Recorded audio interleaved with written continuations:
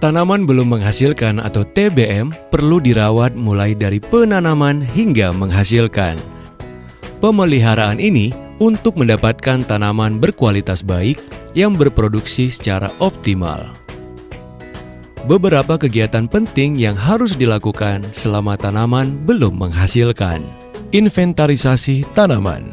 Kegiatan ini dilakukan dengan menghitung tanaman mati, rusak, dan tumbang sebulan setelah ditanam. Buatlah pancang dengan tanda khusus pada tanaman yang mati, rusak, atau tumbang. Periksalah setahun sekali selama TBM.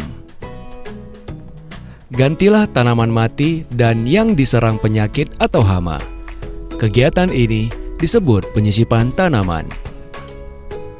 Sediakan bibit untuk penyisipan 5% dari total bibit yang ditanam.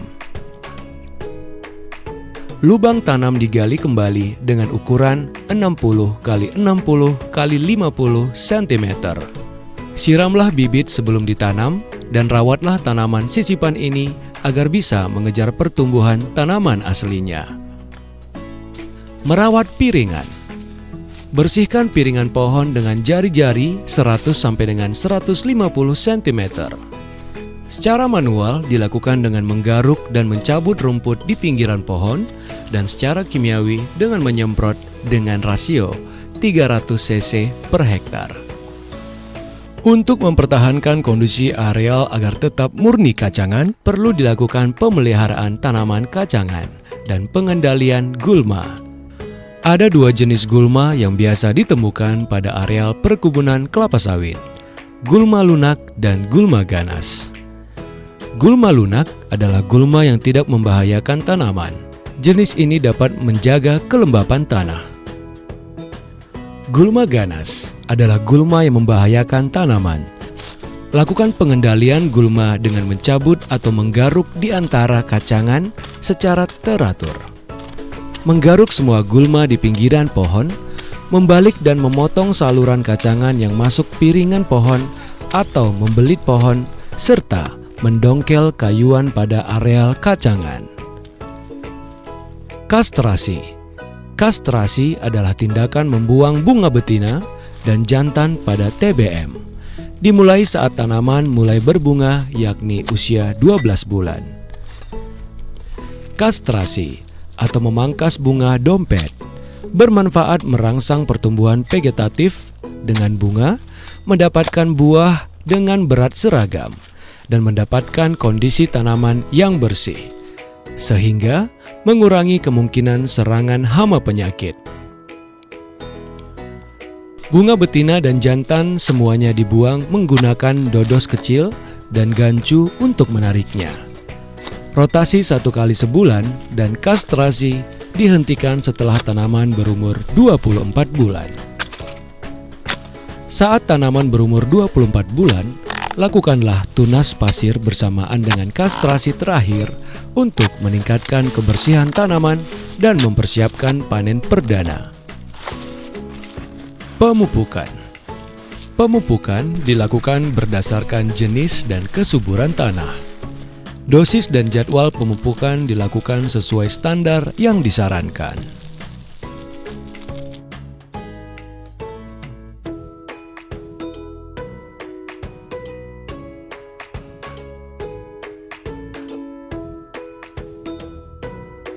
Lakukan pemupukan dengan sistem tebar dan sistem benam atau pocket.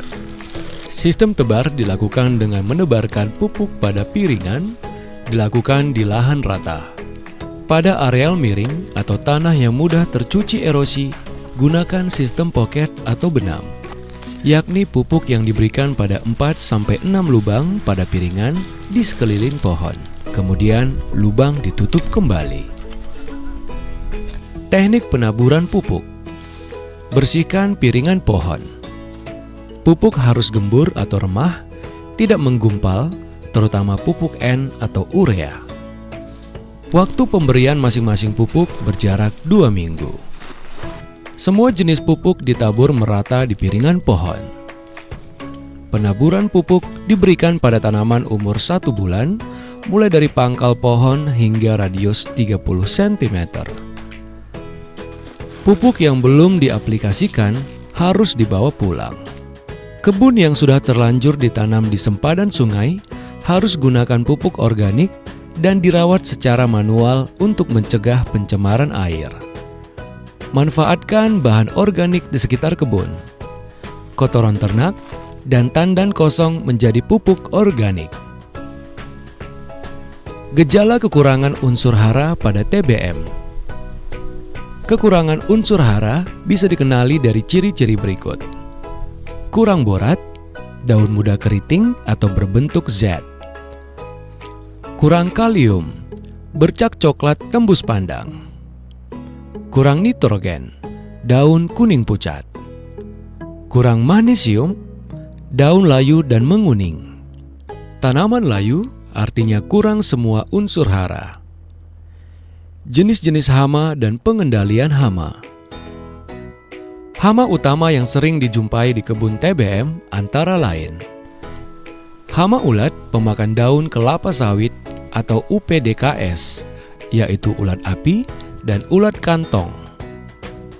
Kumbang tanduk, tikus dan babi hutan yang memakan umbut atau pucuk daun. Serta ternak, terutama sapi jika perkebunan berbatasan dengan perkampungan. Pengendalian ulat pemakan daun kelapa sawit atau UPDKS dilakukan jika jumlah ulat sudah mengkhawatirkan dengan sistem pengendalian hama terpadu atau PHT yang mengutamakan pelestarian dan pemanfaatan musuh